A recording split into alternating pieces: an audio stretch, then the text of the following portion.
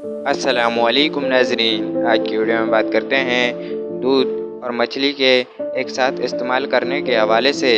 नाज़रीन, आपने अक्सर ऐसे अफराद को देखा होगा जिनके चेहरे और जिस्म के दीगर हिस्सों पर सफ़ेद धब्बे मौजूद होते हैं।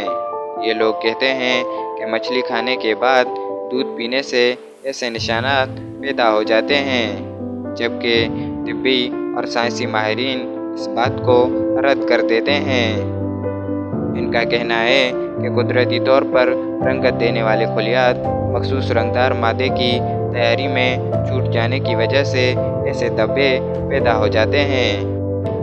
अमेरिका की एक यूनिवर्सिटी के मुताबिक माहिरीन का कहना है कि ये छोटे निशानात या सफ़ेद धब्बों की शक्ल में ज़ाहिर होते हैं, जबकि दुनिया में 7 करोड़ अफराद को इस मर्ज़ का सामना करना पड़ता है।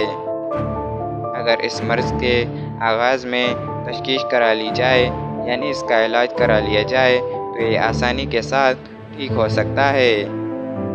और इस चीज़ को कंट्रोल करने के लिए मुख्तलिफ़ क्रीम्स भी इस्तेमाल कराई जाती है, जबकि जिल्द पर लगाए जाने वाले मुख्तलिफ़ आइटम्स भी मुफीद फ़ायदा पहुँचाती है। इसके अलावा लाइट थेरेपी या सर्जरी करवाई जाए तो इसकी मदद से भी आसानी के साथ इन धब्बों को ख़त्म किया जा सकता है। नाज़रीन, ये थी हमारी आज की वीडियो। मिलते हैं किसी नई वीडियो में किसी नए टॉपिक के साथ। तब तक के लिए मुझे दीजिए इजाज़त। अल्लाह हाफ़िज़।